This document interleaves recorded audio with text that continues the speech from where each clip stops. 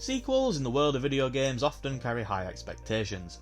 The aim of a sequel is to build upon the strengths of their predecessors while introducing fresh elements to keep players engaged in the world. Horizon Forbidden West, the follow-up to the critically acclaimed Horizon Zero Dawn, is no exception. Forbidden West continued the franchise trend of releasing in the same window as an industry-defining game. So, did Forbidden West get all the attention it deserved? To celebrate Horizon Forbidden West turning 2 years old this week, we are going to evaluate whether Horizon Forbidden West lives up to the legacy of its predecessor and makes a compelling case as a worthy sequel. Horizon Zero Dawn's richly detailed world was one of its standout features. It had a lot going for it anyway, but the world was gorgeous. It made exploration a joy to behold, something that would be a challenge given the checklist-style open world design that gamers have grown tired of due to Ubisoft beating the horse to death.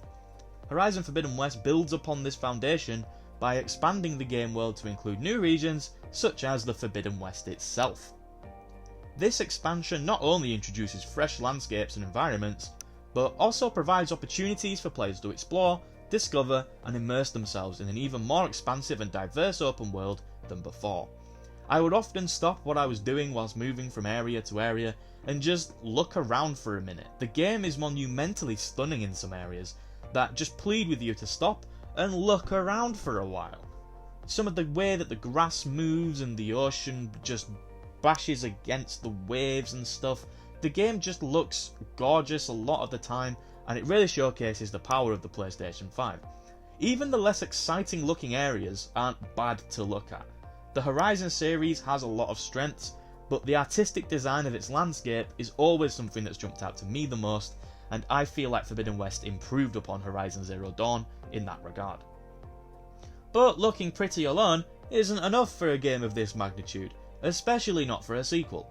A good sequel should improve upon the gameplay mechanics that made its predecessor successful. Horizon Forbidden West does kinda do that. It refines the exhilarating combat system that combines primitive weaponry with high-tech gadgets and introduces new tools and abilities for the player to experiment with. The introduction of certain things such as underwater exploration and enhanced climbing mechanics add additional depth to the gameplay when you're not in combat. It's not revolutionary by any stretch, but it's cool that that sort of stuff's a thing. I've always gravitated towards the moment-to-moment combat of the Horizon series though. Weirdly enough, I spoke about this in my Dead Space video last month, but gamers are hardwired to aim for the head, as in most games, that is where you do the most damage. Dead Space flipped this on its head by making dismemberment the aim of the game. Horizon allows dismembering to be a critical component of its combat philosophy as well. Each dinosaur has its own elemental strengths and weaknesses. If you fire certain arrows or something at specific parts of his body, they'll do even more damage or sometimes even detach completely, wholeheartedly altering the momentum of that specific fight. Not only does this usually reduce their health, but you can utilise this to make them weaker from an offensive standpoint. If a dinosaur has a turret mounted to their back, for example, if you attack that specific part of the dinosaur enough or with the right weapon, it'll detach completely, removing what is likely a core aspect of their arsenal from the fight altogether.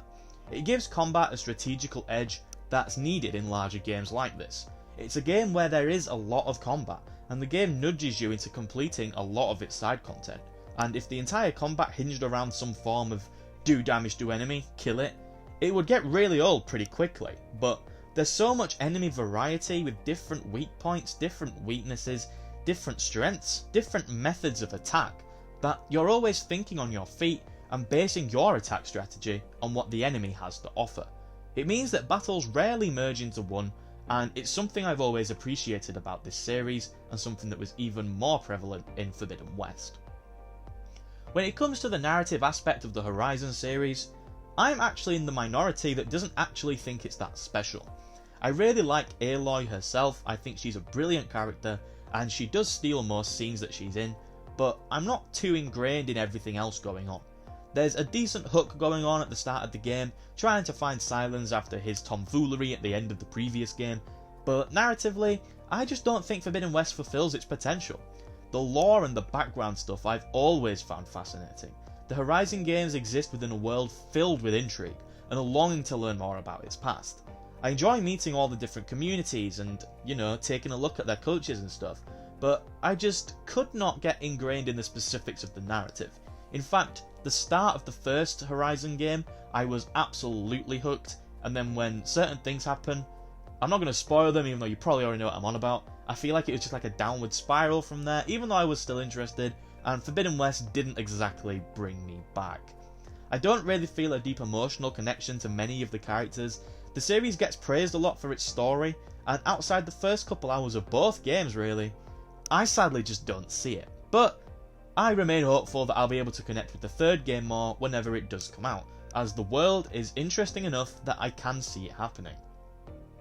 Horizon Zero Dawn was known for its stunning visuals, as I mentioned earlier with the world, and Forbidden West takes full advantage of the improved hardware capabilities of the PlayStation 5.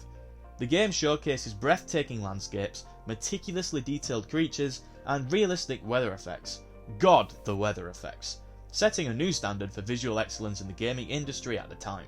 Horizon Forbidden West is one of the best looking video games out there right now, and impressed outstandingly from both a technical and visual standpoint. You've also got to consider the mass amounts of side content available in Horizon Forbidden West. I did get the platinum, and from memory it took around 40 hours, maybe a little bit less, but there's just so much to do. You've got the hunting trials, you've got regular side missions, you've got to get all the tall necks and stuff. There's just a bunch of shit going on that you can do, and most of it is generally fun just because the moment-to-moment gameplay is so fun. A good sequel should also consider player feedback from the first installment. The development team behind Horizon Forbidden West has actively listened to the community, addressing issues and implementing quality of life improvements based on player input. The UI I feel like is easier to look through, even though I don't think it was a major problem beforehand. I did think that the skill tree was more improved this time around, and just simple stuff like that. This is something that most franchises do in their sequels, and the Horizon series is no exception. It's fun to browse around your skill tree and identify which direction you want to go next in regards to your upgrades.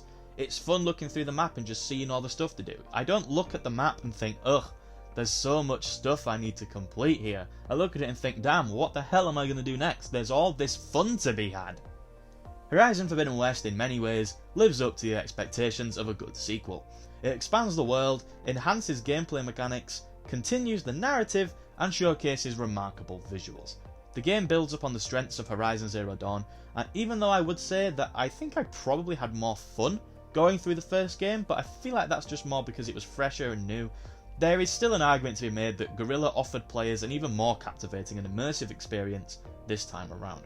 As such, I feel it can be considered a worthy sequel that respects the legacy of its predecessor, whilst paving the way for an exciting future for the Horizon franchise, with multiple new games almost confirmed to be on the way in the future. Thank you for making it to the end of the video. I hope that you did enjoy it. If you did, then please consider leaving a like, because that would greatly help me out. And if you want to see more videos from me, then you could always consider subscribing, because I upload every single week. But that is all for now. Have a nice day, and goodbye.